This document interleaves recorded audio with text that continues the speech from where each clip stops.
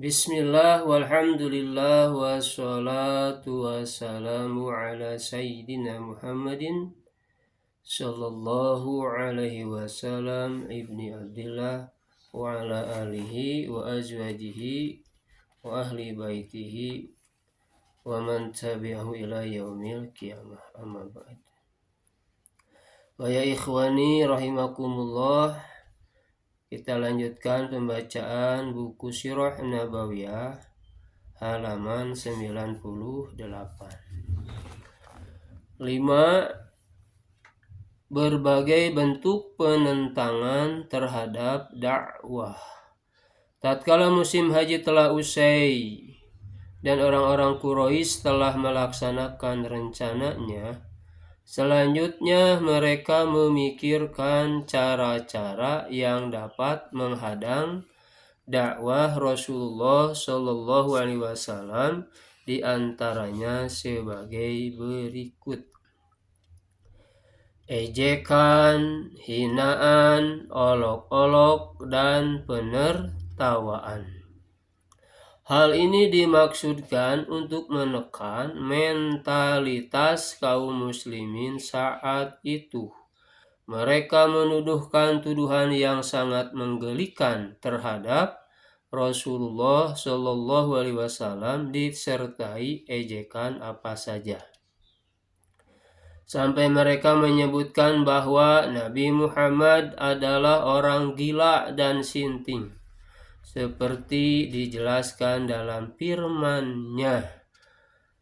Artinya, mereka berkata, "Hai orang yang diturunkan Al-Quran kepadanya, sesungguhnya kamu benar-benar orang yang gila." Quran Surat Al-Hijr ayat 6.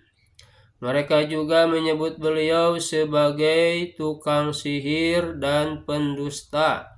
Firman Allah Subhanahu wa Ta'ala yang artinya, dan mereka heran karena mereka kedatangan seorang pemberi peringatan atau rasul dari kalangan mereka, dan orang-orang kafir berkata, ini adalah seorang ahli sihir yang banyak berdusta.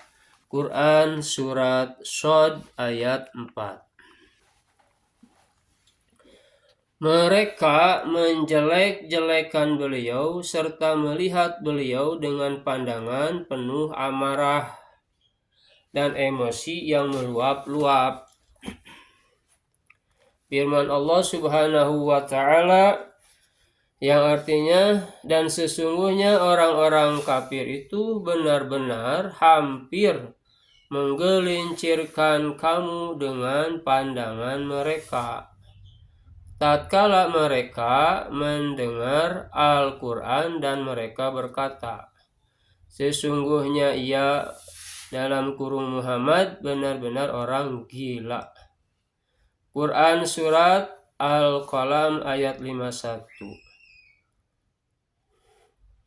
Catatan kakinya, menurut kebiasaan yang terjadi di tanah Arab, seseorang dapat membinasakan binatang atau manusia dengan menunjukkan pandangannya yang tajam. Hal ini hendak dilakukan pula kepada Nabi Muhammad Shallallahu Alaihi Wasallam, tetapi Allah memeliharanya sehingga terhindar dari bahaya itu.